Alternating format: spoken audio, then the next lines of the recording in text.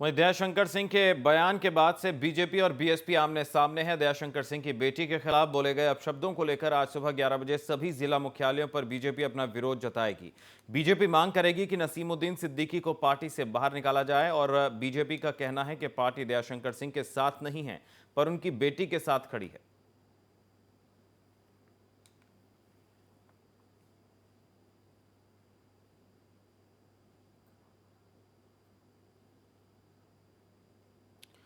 तो कानून की आंखों पर पट्टी बंधी है, फिर भी वो सबके साथ समान न्याय करता है। लेकिन इंसानों की आंखों का क्या, जो देखकर भी समानता का व्यवहार नहीं करती? क्या कसूर है दयाशंकर की मासूम बच्ची का, जिसे गुरुवार को बीएसपी कार्यकर्ता चीख चीख कर पेश करने की बात करते रहे?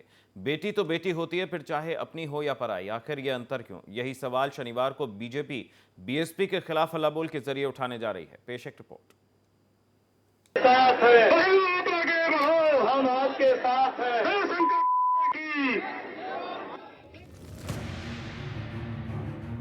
बीजेपी के पूर्व उपाध्यक्ष दयाशंकर ने बीएसपी अध्यक्ष मायावती के खिलाफ अपशब्द क्या कहे, मानो बीएसपी समेत तमाम राजनीतिक हलकों में हड़कंप मच गया। आनन फानन में दयाशंकर के खिलाफ कार्रवाई करते हुए उन्हें तमाम पदों से बर्खास्त कर दिया गया। इतने से भी जी नहीं भरा तो बीएसपी ने दयाशंकर के परिवार पर हल्ला बोल कर दिया। परिवार की महिलाओं, यहाँ तक कि दयाशंकर की अबोध बच्ची को सरेआम पेश किए जाने की मांग तक जोर पकड़ने लगी। दयाशंकर का पूरा परिवार गुरुवार को हुए देशव्यापी घटनाक्रम के बाद असुरक्षित महसूस करने लगा है। बीएसपी की इस हरकत का दयाशंकर के परिवार के साथ साथ बीजेपी ने भी संज्ञान लिया और खोल दिया बीएसपी के खिलाफ मोर्चा। एक तरफ जहां सांसद की पत्नी और मां ने शुक्रवार को मायावती और नसीमुद्दीन सिद्दीकी समेत 4 बीएसपी नेताओं के खिलाफ हजरतगंज थाने में मामला दर्ज कराया, तो वहीं दयाशंकर मुर्दाबाद के नारे बुलंद करने वाले बीएसपी कार्यकर्ता आज अपनी ही बेहुदा बातों के चलते बीजेपी के निशाने पर आ गए हैं। यही वजह है कि यूपी बीजेपी प्रदेश अध्यक्ष केशव प्रसाद मौर्य ने बीएसपी महासचिव नसीमुद्दीन सिद्दीकी के बिगड़े बोलों को बिना बनाते हुए मायावती से उन्हें पार्टी और पद से निष्कासित कर उनकी गिरफ्तारी की मांग उठाई है। कल बसपा के राष्ट्रीय महासचिव श्री नसीमुद्दीन सिद्दीकी जी की उपस्थिति में और उनके उकसावे के आधार पर श्री दयाशंकर सिंह, जो भारतीय जनता पार्टी के प्रदेश उपाध्यक्ष थे और दल के नेता थे, उनके पद से और पार्टी से निष्कासन के बाद जिस प्रकार से प्रदर्शन किया और उस प्रदर्शन के दौरान जिस प्रकार की भाषा का प्रयोग किया गया, वह भाषा असहनीय है। भारतीय जनता पार्टी इसकी निंदा करती है और बहन मायावती जी से श्री नसीमुद्दीन सिद्दीकी, जो विधानमंडल दल में उनकी पार्टी के नेता हैं, उनको विधानमंडल दल के नेता पद से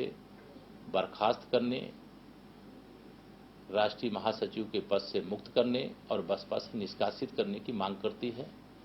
और प्रदेश सरकार से हम यह भी मांग कर रहे हैं कि नसीमुद्दीन सिद्दीकी जी को तत्काल गिरफ्तार करें और कार्रवाई करें। बीजेपी ने दयाशंकर की मासूम बेटी के खिलाफ बीएसपी के बेहुदा रवैये पर संज्ञान लेते हुए शनिवार को बीएसपी के खिलाफ हल्ला बोल करने का फैसला लिया है। आज यानी शनिवार को बीजेपी सड़कों पर उतरेगी, एक बेटी के लिए इंसाफ की गुहार लगाएगी। भारतीय जनता पार्टी दयाशंकर सिंह जी के खिलाफ जो कार्रवाई करना था वो कर चुकी है, लेकिन उनके परिवार के साथ पूरी तरह से खड़ी है। उस अबोध बच्ची के बारे में जो कुछ बोला गया है उससे किसी भी तरह से क्षमा नहीं किया जा सकता और इस प्रकार की भाषा का प्रयोग करने और कराने वालों के खिलाफ कार्रवाई होनी चाहिए। इसको लेकर के कल भाजपा पूरे उत्तर प्रदेश के सभी जिला मुख्यालयों पर प्रदर्शन करेगी। बीजेपी का यह आंदोलन महज राजधानी लखनऊ तक ही सीमित नहीं रहेगा, बल्कि प्रदेश के तमाम जिला मुख्यालयों पर बीजेपी अपना विरोध प्रदर्शन करेगी। यही नहीं, बीजेपी राज्यपाल राम नाईक से मिलकर बीएसपी महासचिव नसीमुद्दीन के खिलाफ बड़ी कार्रवाई करने के लिए ज्ञापन भी सौंपेगी।